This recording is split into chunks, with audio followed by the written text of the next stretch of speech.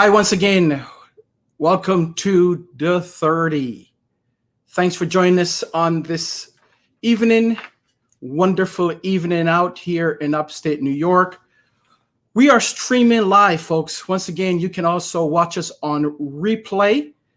Tonight, we will continue our series on moving forward. This is part 3. Do me a huge favor if you can, go ahead and like us. Also, you can go ahead and share the broadcast with your friends and neighbors near and far. Let them know that the 30's on live.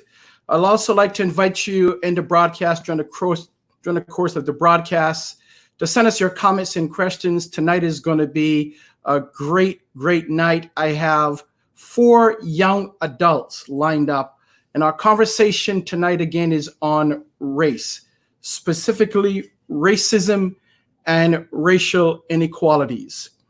So we're going to take it from a different angle tonight. The last couple of weeks, we had Mark Rennie and Jared last week, but we're going to take it from a different angle. We're going to take it from look through the eyes of these 4 adults.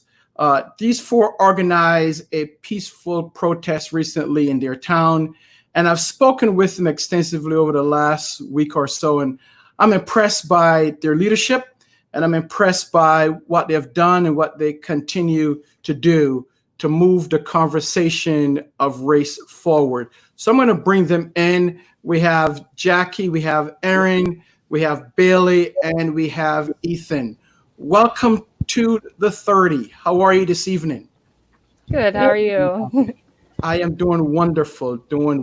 Thank you for joining us on this Thursday evening in upstate New York. So wherever you're watching us from, whether it's in New York, across this country, across the world, we want to welcome you once again to the 30. So let's start with introducing yourselves. Tell us your full name and your age, and if you're in college, what college you go to or graduated from, and what was your major. So let's start there before we get into the more challenging and difficult questions that I have for you, okay? Who wants to go first?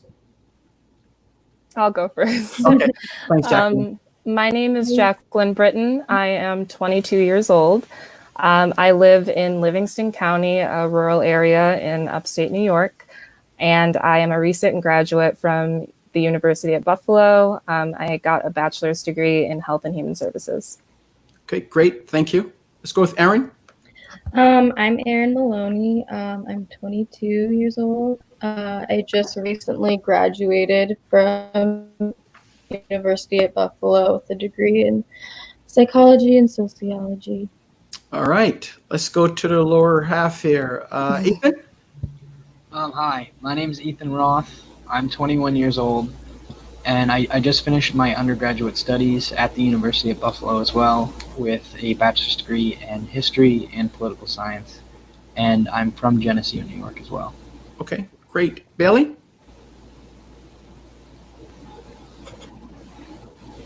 Hi, I'm 21. I am also from Geneseo. I am just finishing up my junior year at Georgetown University, where I am a double major in justice and peace studies and philosophy. Great. Now, as I mentioned before, you guys were instrumental in organizing and carrying out a peaceful protest in Geneseo, your hometown. So tell us about that. What got you involved and wanted to protest, but more importantly, starting and organizing a protest? What was your motivation? Ethan? Or I think it was hard to see everything that was going on. Sorry. I think it was hard to see everything that was going on and sit by and not do anything. I mean, you can sign the petitions, you can give to the organizations, you can share the information, but it felt kind of weird to do all that sitting from, our own houses, and not really getting into the, dirty of it. And in Geneseo, which is a small rural town, mostly white, it's really easy to feel like we don't have to do that because the problem doesn't really feel like it's as central to us here. But that attitude is exactly what prevents change from happening. So it was really important for us to do something even in our isolated little community. Okay. So how did it get all started? What was going on? Where were you? Who made the first move and said, let's get this thing done? Who wants to take this one? Jacqueline? Sure, yeah. So Bailey actually was the person who kind of reached out to all of us with the idea of doing something. At first, it wasn't really clear what we were going to kind of do to create change in our town. It actually started as simple as a group chat. And then by the next day, she had already reached out to a couple of people, and we were meeting with the mayor and the chief of police. So it kind of moved pretty quickly. And then a couple days after that was the demonstration. So it was a very fast process. But yeah, it was Bailey's idea to kind of get this thing going. Awesome. So when did you start, and when was the actual demonstration or protest? Ethan? Oh, I think we started on a Thursday, and we ended up having the demonstration that following Tuesday. So it together pretty quick. Yeah, so you moved pretty quick. So when you proposed it did you talk to your parents about it, and what did they say? Let's hear from Erin.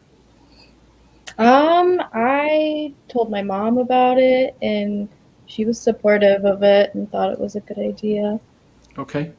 All right. And then who went to meet with the mayor and the chief of police?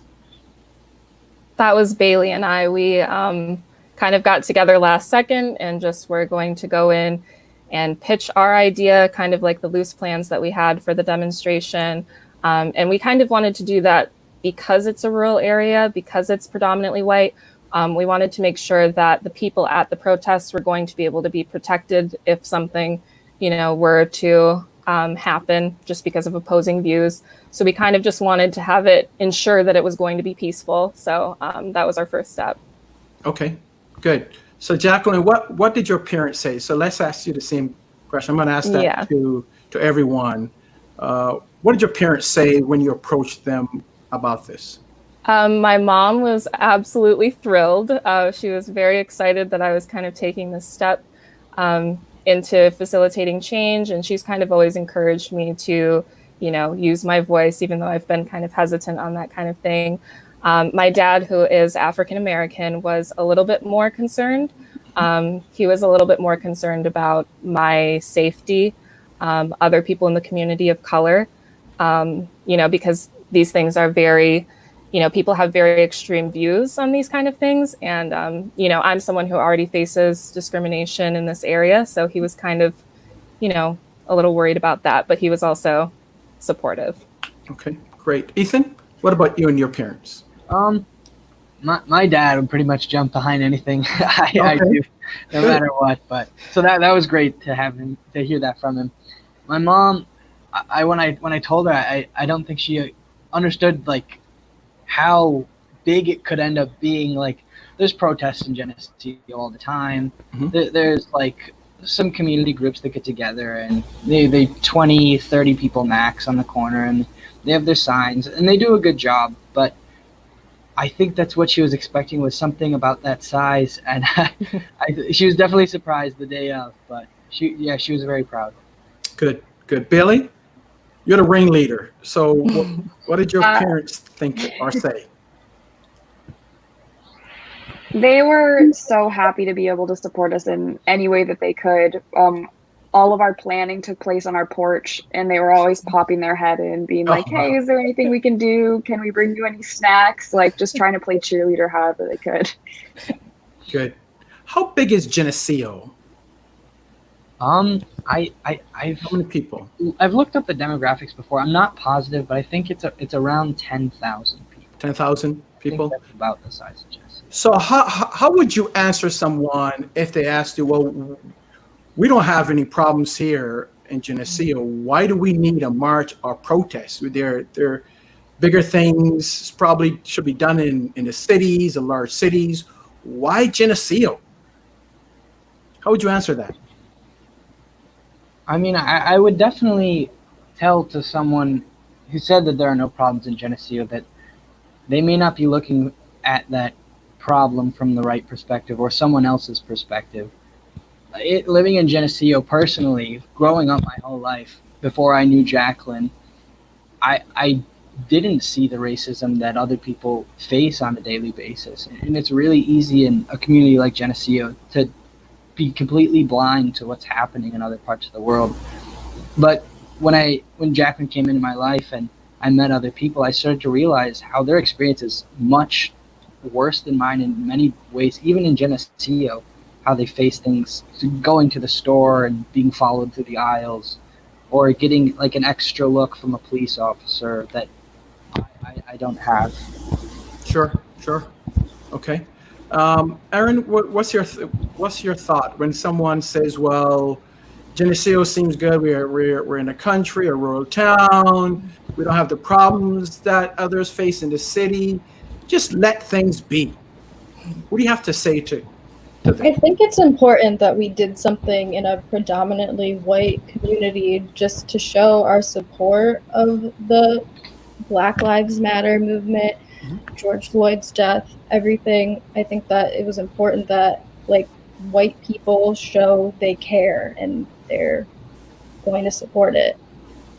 Okay, good. Billy, what about you?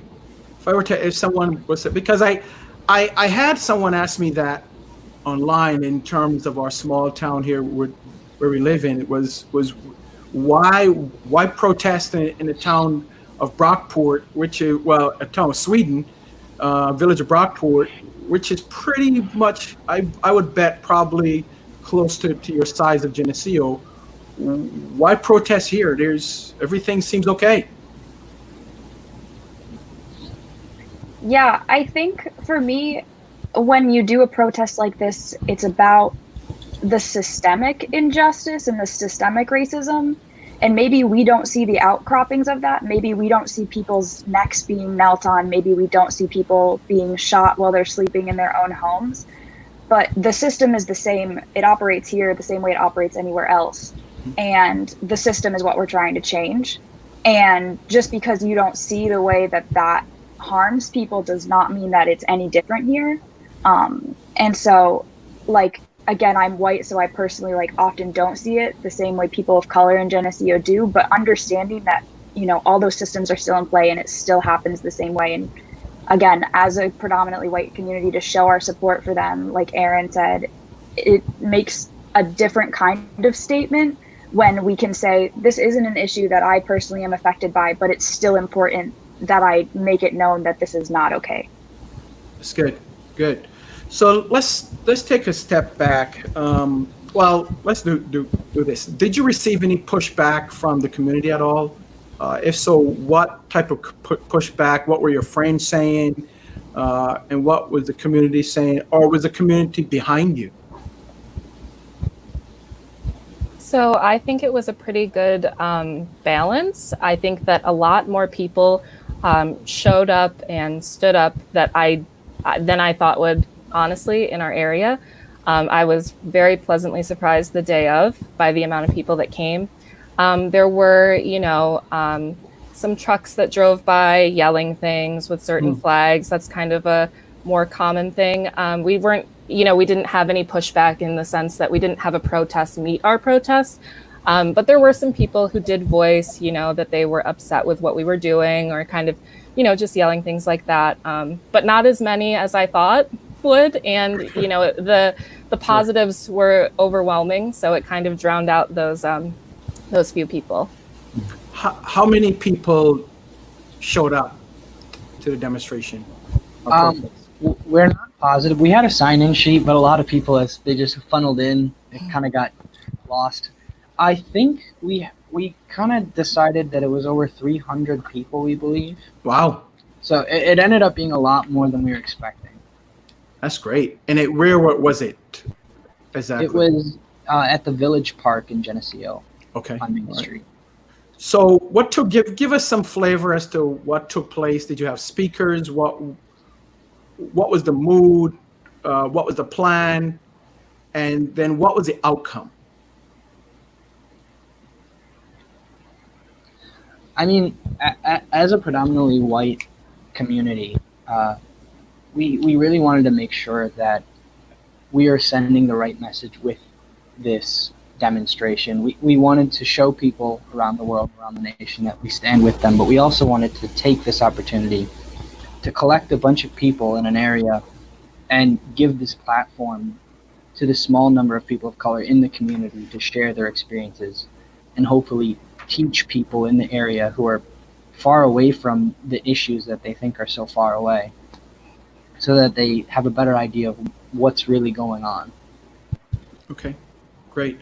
And we're talking to Jacqueline, Erin, Ethan, and Bailey, and we're having a conversation on race, specifically around racism and racial inequalities. This dynamic four, they organized and executed on a demonstration and protest a couple of weeks ago in Geneseo, New York. So we are speaking with them, just trying to get some semblance as to where they are, what took place, and what's next, right? So if you want to ask them any questions, just drop it in the comments line. If you want to make some comments, just drop it in the comments line, and I'll make sure that I put it up and get your answers. So let's talk about growing up. You're still young. You're 21, 22. Growing up, what experiences did you have? What did your parents say about racism? Was there any discussion in your house about racism? What was your youth and your upbringing like as it related to race and racial inequalities? So for me, obviously, it was a little bit different than my friends here. So my parents both kind of spent the majority of their life living in more urban city areas and thought it was a good idea to kind of come out here when they were starting their family and settling down. So it was kind of new to them to have to walk me through what my experience may be like. I was very aware of race from a very young age. As you can imagine, my parents had to have conversations with me about why, other kids may be saying certain things, or, kind of warning me about the fact that I may be treated differently because of the color of my skin, what it means to be a mixed woman in America, just kind of those things. And so, there was a lot of preparation from my parents, kind of building me up, getting me ready for what I might face when I was younger. And we've had many conversations about race in my household all throughout the years, because as you can imagine, that's not something that really goes away. It's something that will always kind of affect my life, other people of color in our community, the people that I know, my family. So it's definitely been a heavy conversation in my household. Okay. Now, Jacqueline, I read on, I think it was your mom's Facebook page, yes, her experience when her and your dad bought a house. Yes. Do you want to share that? And then what we'll do is come back around and ask each person what their experience was like growing up as related to race. Because I found that experience to be pretty interesting. Yeah. So when my parents first moved here, they were the only mixed couple in the area. It wasn't as common. I mean, it's not very common now, but there are definitely more people of color in the community now. And one of their neighbors from a while ago, she doesn't live here anymore, but one of their neighbors asked my dad if the owner was home to kind of deliver, a little gift, kind of assuming that this wasn't, where my dad lived, or that my dad could own this home. He, had several experiences where people thought he was kind of the maintenance man or a yard worker, just mowing his own lawn. So that was kind of the dynamic when they first came here. There were several instances where, because he was one of the only people of color in the area and he had family members come out to visit, there were a lot of looks and, it was, very different than it is now. So it definitely has changed, but there's definitely still more changes that could happen just because my mom also shared in her post, that sometimes as I'm walking my dog in my yard, people will tell me, you shouldn't let your dog go in other people's yards, kind of still assuming that same thing, that there's no, way that we could live in the house that we're living in. So just those kind of experiences remind you that those, microaggressions and those issues are still there. Sure, sure. Bailey, what about your experience growing up?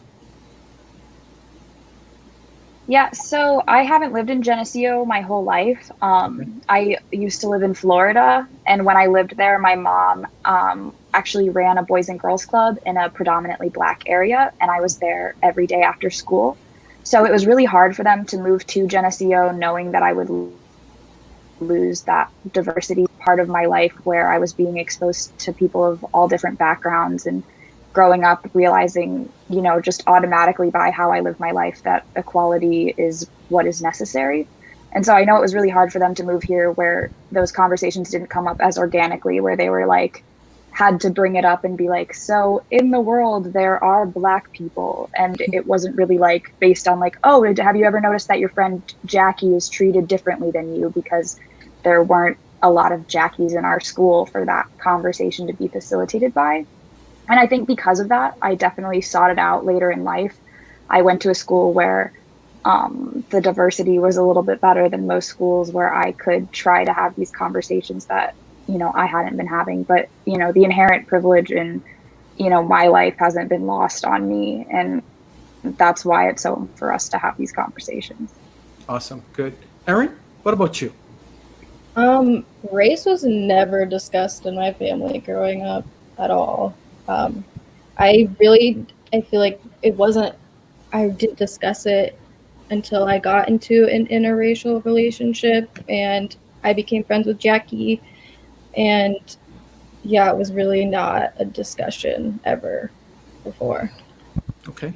Ethan, what about you? I share some similarities with Bailey and Erin. Growing up, I mean, you read the children's stories and you have those talks with your parents about you treat everyone equally and everyone should be treated equally, but there was never that in-depth conversation about race in particular.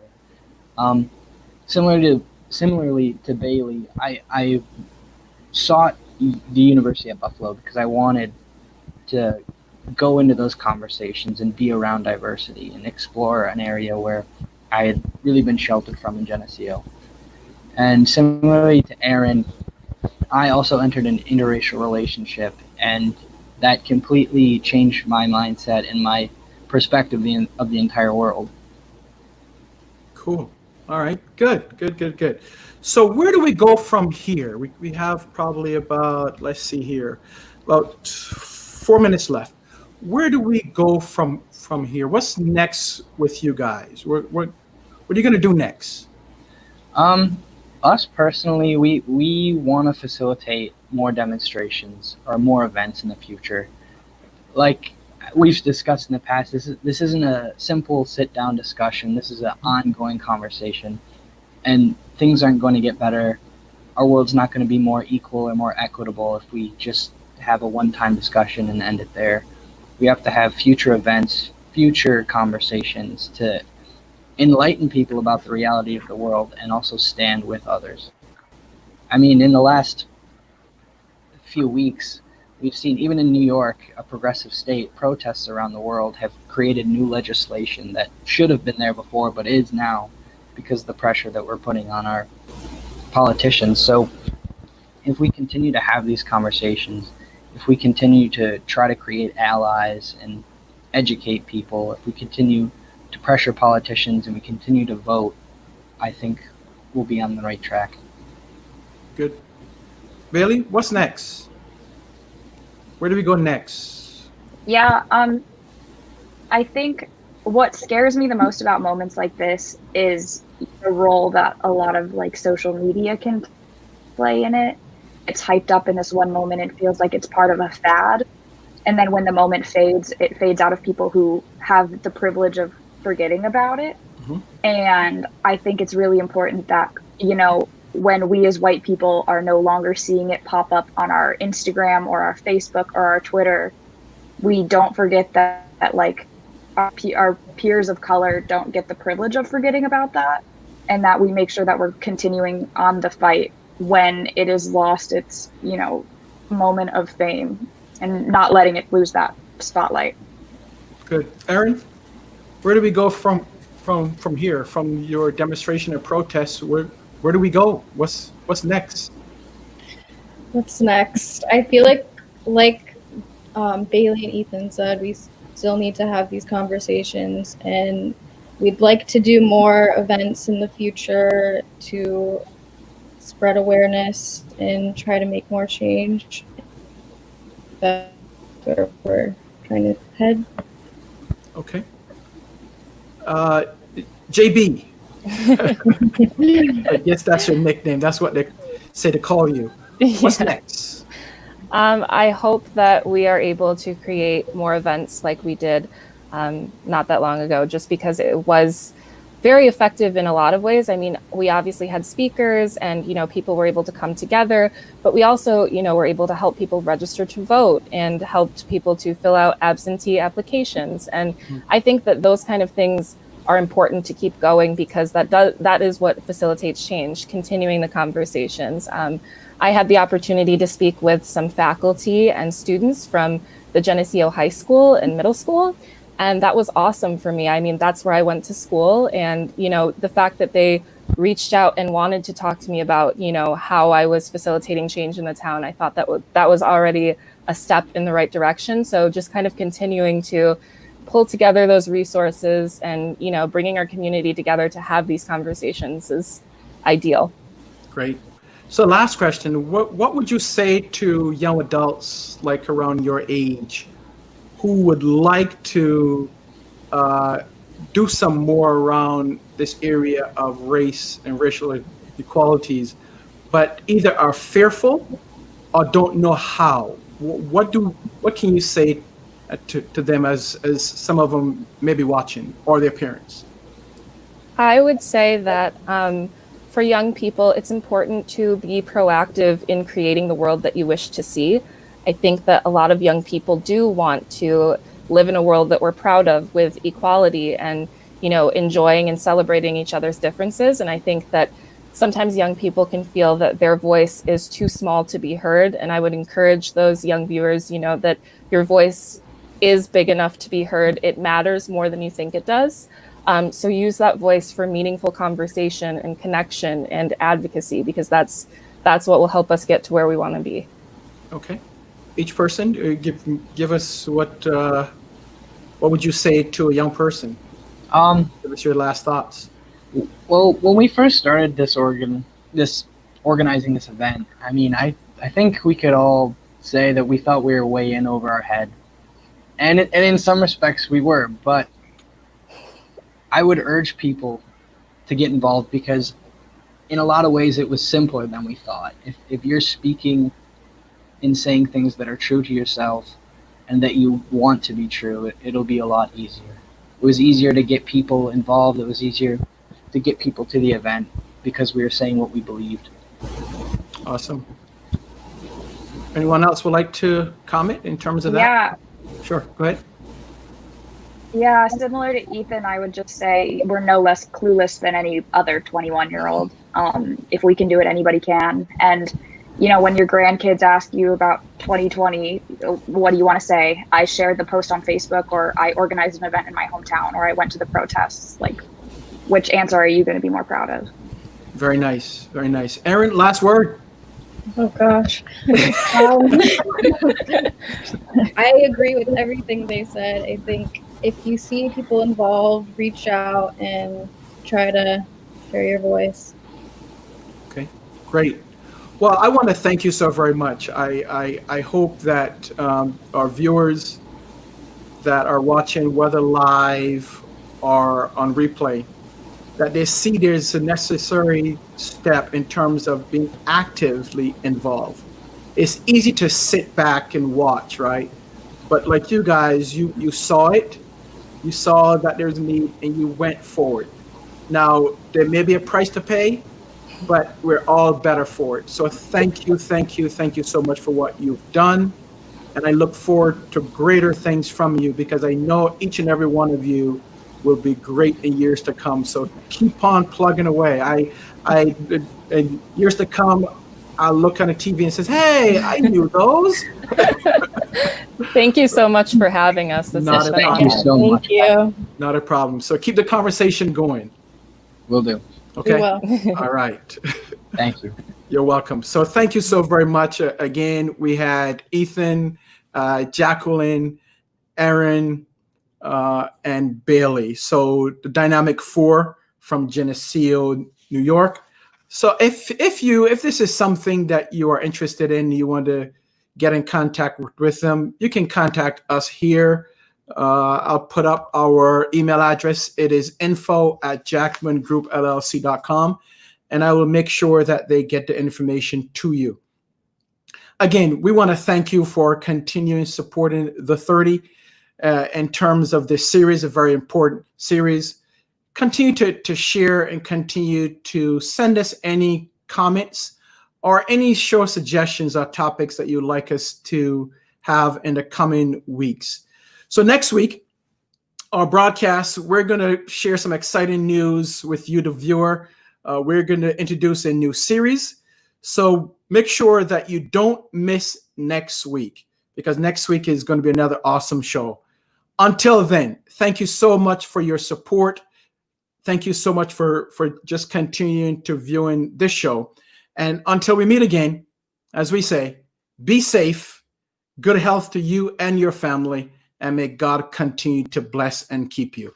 Also, remember to social distance. Good night, and we will see you next week.